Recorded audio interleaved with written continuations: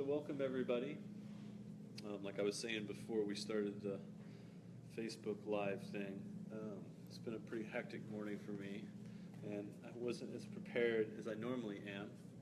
And so we're going to change things up a little bit today.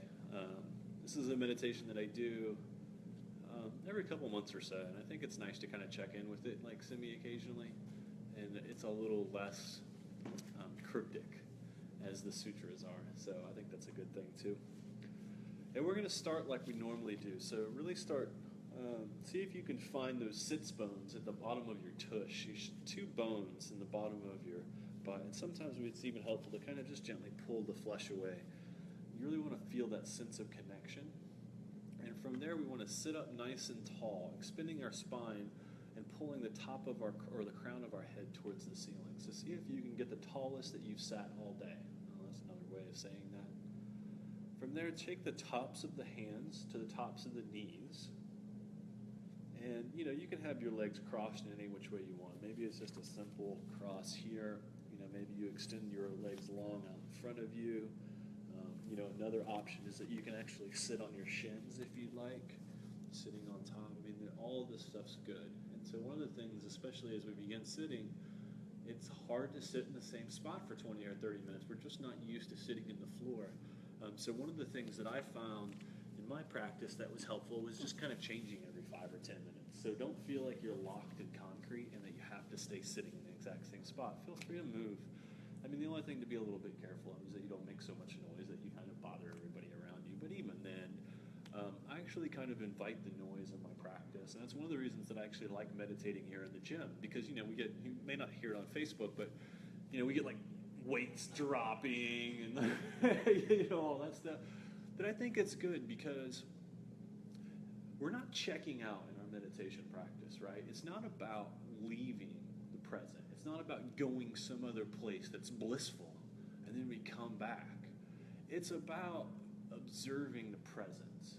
And one of the things is that distractions happen. And so try to relax your focus, especially on the mind, but always try to stay present. And just like, so much so that if somebody slammed a door, that you wouldn't get like freaked out by it. Okay, so it's a fine line that we walk because we don't want to think, oh wait, and then I should go lifting, and then I lifted once in junior high and it was so good, and then junior high was a nice year, and then your mind starts, right? So we don't want to start that, but at the same time, just see if you can stay present. So sitting up nice and tall, trying to take the shoulder blades onto the back body. So we have these shoulder blades and they kind of are open like this. See if you can kind of squeeze them together, opening the chest. And then I invite you to close your eyes. You don't have to if you don't feel comfortable doing it. You can stare at the tip of your nose or you can have a soft gaze in front of you. But see if you can just relax the focus of the eyes. And for me, I find that it's much easier to do with my eyes closed. From here, close the mouth and begin breathing in and out of the nostrils. At first, we're not trying to change anything. We're just breathing. But instead of doing it through our mouth, we want to do it through our nose. I'm not 100% sure why, but I think because it just adds a little bit of intensity, a little bit of intention to the breath. Just inhaling and exhaling.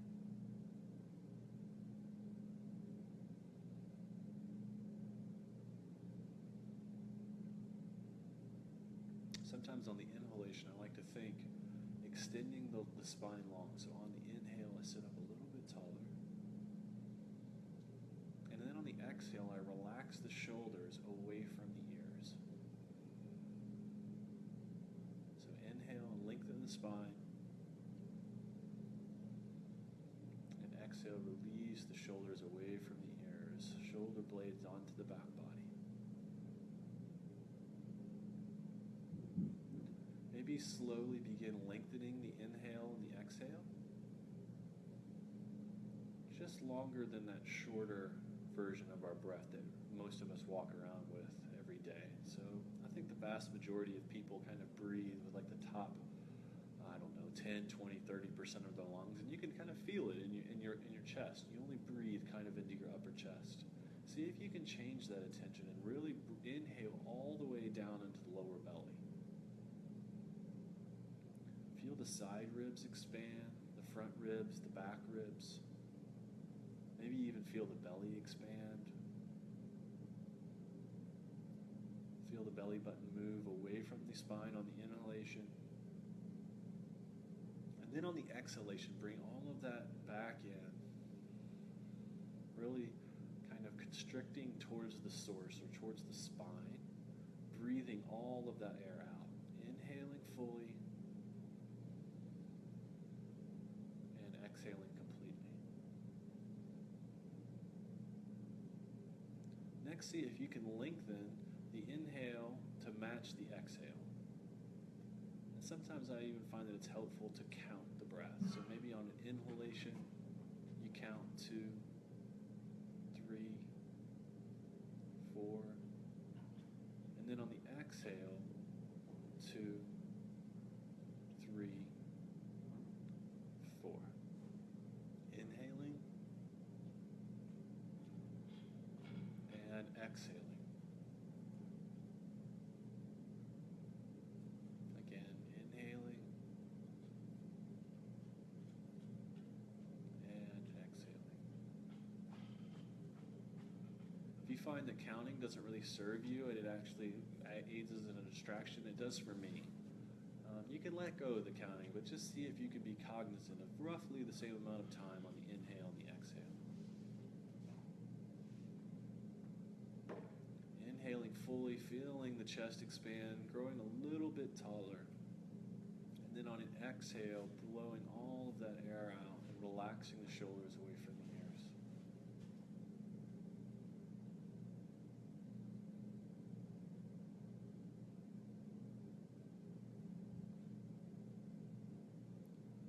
Slowly begin to shift your attention, your mind's eye, away from your thoughts.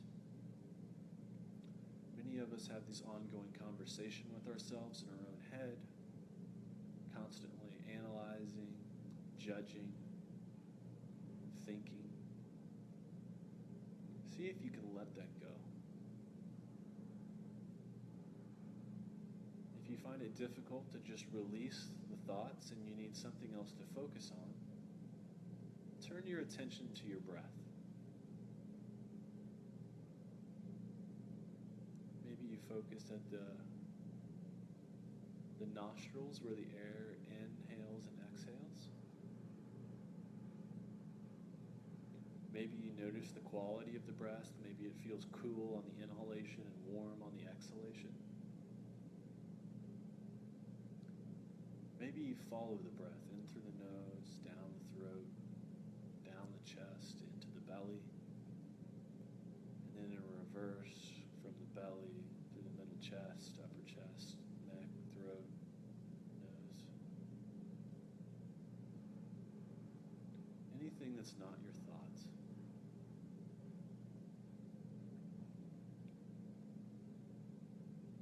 If you have problems with the breath, it's just not enough to really hook you. You can actually turn your attention to any singular object. Maybe you think about your kids or a loved one or sunrise.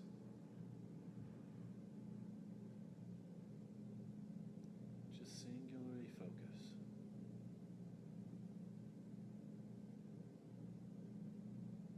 Inhaling, sitting up a little bit taller. Exhaling, relaxing the shoulders away from the ears.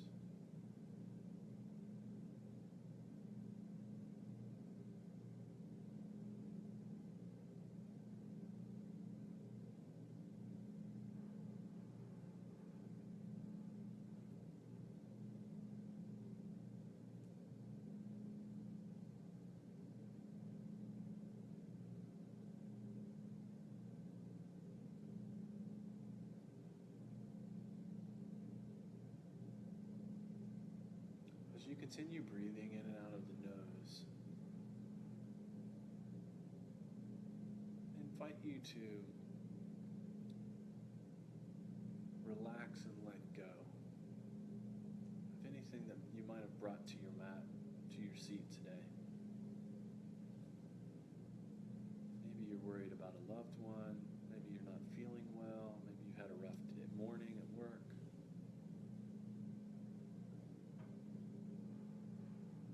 it's not about running away from our problems. It's about taking the time to reset.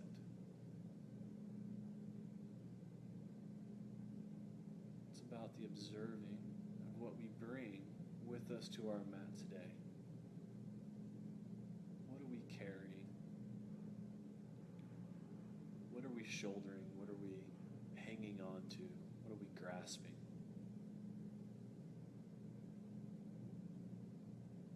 Then maybe you notice what color that grasping is. Maybe it's red or green. Maybe it's envy or jealousy, disappointment, even happiness. But just notice the feelings that come with that attachment to these things.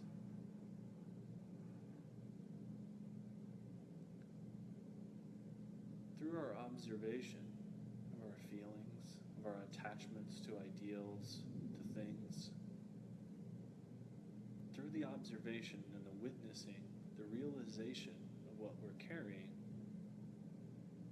we can evaluate whether or not it's serving us.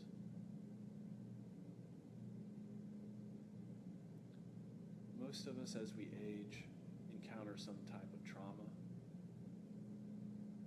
Maybe it's physical, maybe it's mental. It could be the loss of a loved one, loss of a parent. These are very tough things to deal with, and often I find that I walk around carrying these emotions.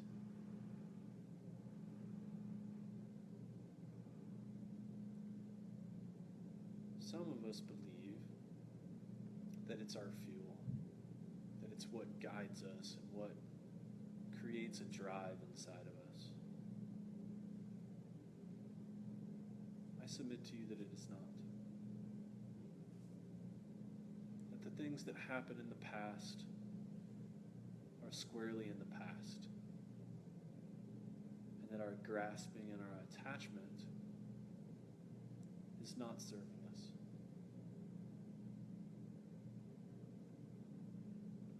I won't tell you how you to live your life, but I will invite you to put it down just for 15 or 20 minutes,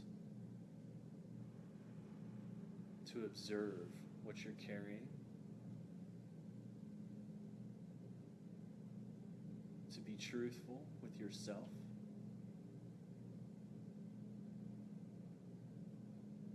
and to really realize how it makes you feel.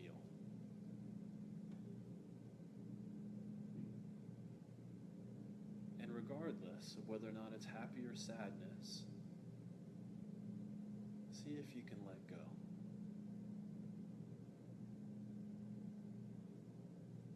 Just like we let go of the thoughts that come up in our mind that distract us with the ego, let go of the attachment to the past.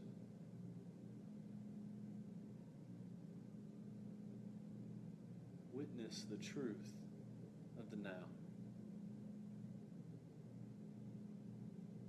See how you're feeling in this very moment, unbound by the past, not carrying the baggage of our lives. Instead, simply sitting and breathing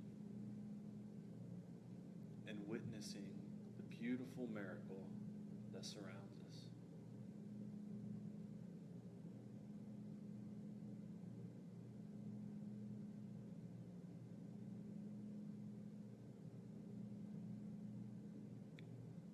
I invite you to think of something that you're thankful for. It could be anything, it does not matter what, just a singular thing.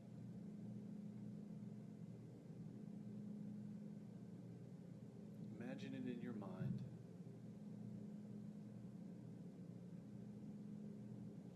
Feel the warmth that thankfulness gives you.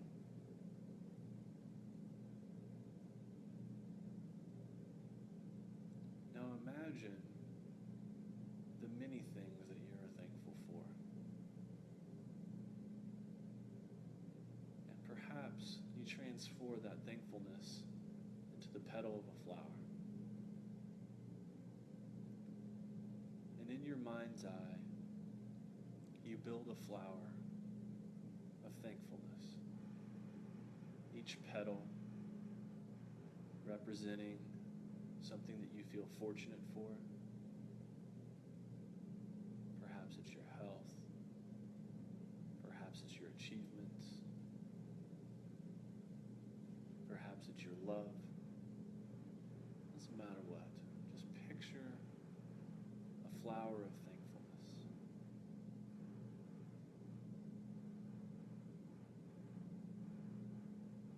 And as you picture this thankfulness flower in your mind, imagine that it's blooming and opening. That the thankfulness that you feel is not only yours, but anybody that encounters you. That just like the fragrance of a flower wafts in the breeze and other people coming by can smell it, other people can witness your thankfulness. As you let go of the attachment of the past and be thankful for the now,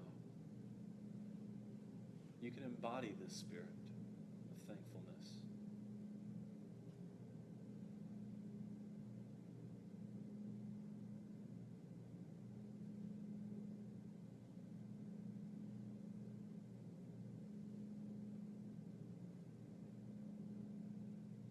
Be careful not to let it jump to thoughts and a dialogue in the mind. Simply witnessing and observing your thankfulness for your life and your mind as a flower.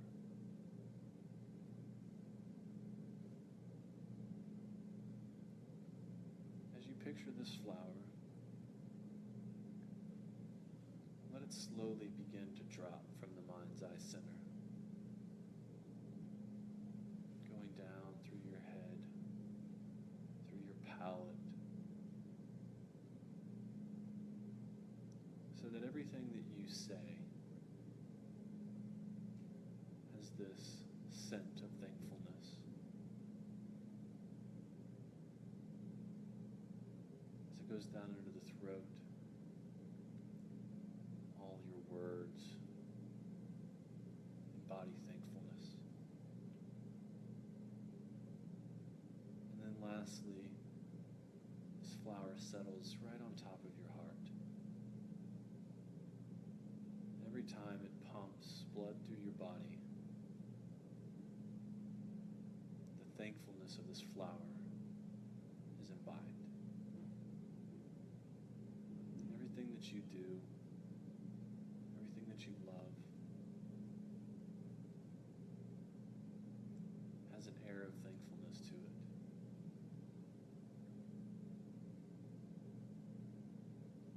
And then lastly, imagine that this flower comes out of your chest and into your hands so that you can freely give it away to others.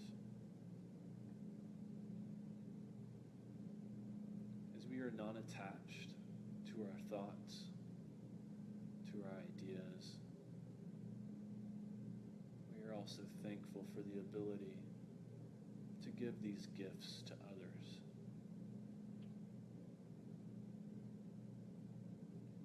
It is through our connection that makes us strong to one another.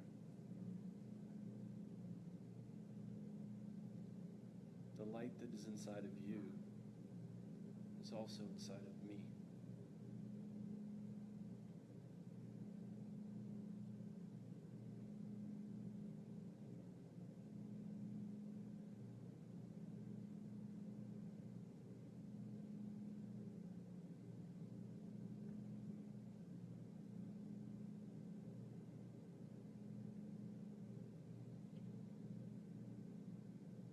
It does not cost anything to be thankful for what we have. It doesn't cost anything to give this thankfulness to others. It does not cost anything to to let go of the things in the past that are no longer serving us.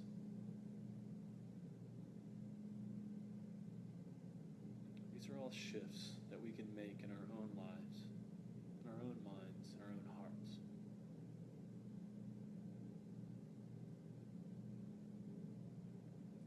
Even the darkest of spaces can be driven out by the light.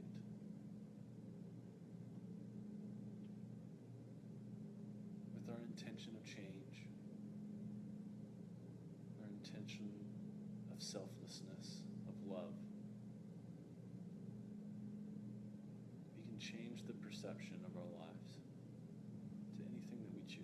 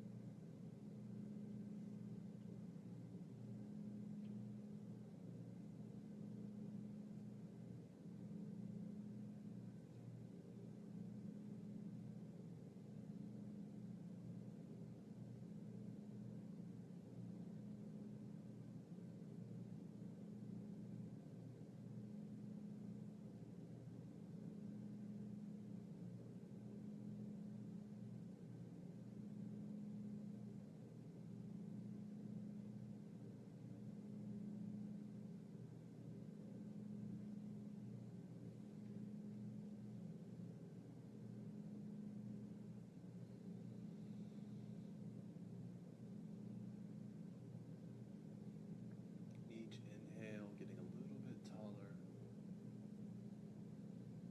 Each exhale relaxing the shoulders away from the ears.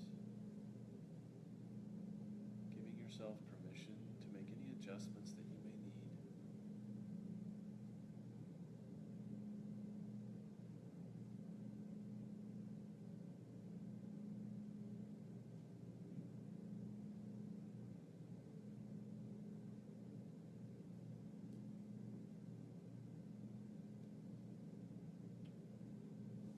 Bringing your hands to heart center and Anjali Mudra, a sacred prayer. Being thankful for the space, for each other, for our community. Being thankful for the gift of yoga, but mostly being thankful for ourselves, for taking the time to work on us. It's not a selfish act. If we don't take the time to work on ourselves, then we'll have nothing to give others. The light in me honors and appreciates that same light in each of you. Namaste.